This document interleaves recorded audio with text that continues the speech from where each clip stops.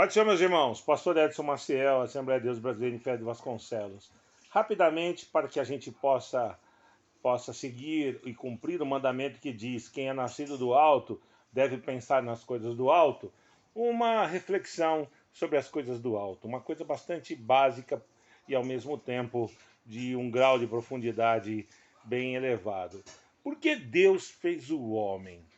Pergunta intrigante, né? Por quê? Sabendo que errar, né? Assim a gente ouve aí no ateísmo, num ceticismo, num agnosticismo, né?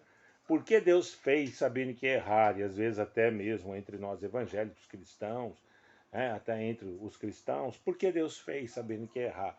É uma pergunta válida, né? É uma pergunta válida. Deus fez, a resposta é muito simples. Deus fez porque quis.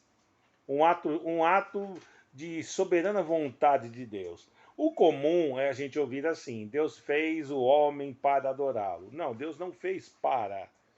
Nada que Deus criou tem um para. Assim, Deus fez o homem para adorá-lo, a criação para mostrar o seu poder, o universo para mostrar o quanto é grandioso. Não, porque Deus não tem que provar nada para ninguém, Deus não tem que mostrar nada para ninguém, e Deus não necessita da minha oração. Né? Eu preciso de tempos em tempos recarregar meu celular precisa de carga, eu preciso me alimentar, eu preciso de água, mas Deus não precisa de nada, Deus é um ser pleno, Deus é um ser completo. Tiago escreve que não há variação, Deus não muda, certo? E ele quis. E para pensarmos nessa coisa de que ele quis, a gente precisa entender, se é que a gente consegue entender, é um desafio, né? Parece até um tanto quanto arrogante da minha parte dizer isso, entender o que significa Deus. Quando a gente pensa em Deus, o termo Deus, nós pensamos num ser pleno, completo, absoluto, absoluto, né, no sentido de ser inteiro, né, não de absolutista, absoluto, completo, tudo pode, nada lhe é difícil. Lógico que a gente, para cada item desse, nós levaríamos muito tempo explicando, e a ideia não é essa. A ideia, rapidamente, é pensar o porquê Deus fez. Deus fez porque quis, num ato de misericórdia. E nesse ato de misericórdia, Paulo escreve o cordeiro morto antes da fundação do mundo. Ele sabia que o homem ia errar e mesmo assim fez o homem. Fez você, fez a mim, fez todos nós, sabendo que um dia Jesus iria morrer em nosso lugar. Então tudo se completa na cruz. A cruz é o ápice do movimento escatológico do Antigo Testamento. O ápice, porque é o Messias esperado. O ápice do movimento ou do momento escatológico do Novo Testamento é a segunda volta de Cristo. Deus espera que você, eu, todos nós, quem já é, como nós já somos evangélicos cristãos, nós venhamos a nos esforçar mais. Por isso está escrito: quem é limpo se limpe mais. E você, que ainda não se converteu, que não reconhece Jesus como Salvador, experimente Jesus. Converse com Jesus, se aproxime de Jesus.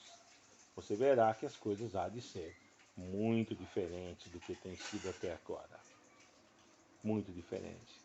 Em Deus tudo se completa. Em Deus tudo se resolve. Em Deus tudo está certo. Não há dificuldades em Deus. Que Deus abençoe a sua vida.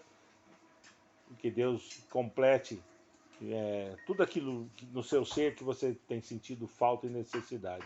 Aí você fala: mas o irmão Edson, o pastor Edson, você não respondeu por que Deus fez o homem. Respondi: Deus fez porque quis, num ato de soberana vontade, num ato de misericórdia. Ao fazer o homem, Deus já viu tudo, né? Vamos discutir o tempo de Deus, como eu disse, não dá para discutir isso aqui. Deus, ao fazer o homem, lá no início, antes de tudo, ao pensar em fazer, já começar a criar, o tempo Deus já sabia do tempo do fim, do tempo do Apocalipse. Por isso Paulo escreve o cordeiro morto antes da fundação do mundo. Mas para isso você tem que vir estudar, a gente precisa estudar mais, a gente precisa ler mais a Bíblia. Vem ler a Bíblia conosco. Nós temos uma escola bíblica que funciona aos sábados, por enquanto, né, das 15 para as 9 ao meio-dia. Aliás, sábado agora nós vamos reiniciar a aula. Você é nosso convidado assista uma aula totalmente grátis, gratuito, avalie o nosso conteúdo, nossa metodologia, tá certo? O nosso método de ensino bíblico é dedutivo, não é indutivo, tá? Qual a diferença? A diferença é que o indutivo, ele quer que, através do micro, explicar o macro.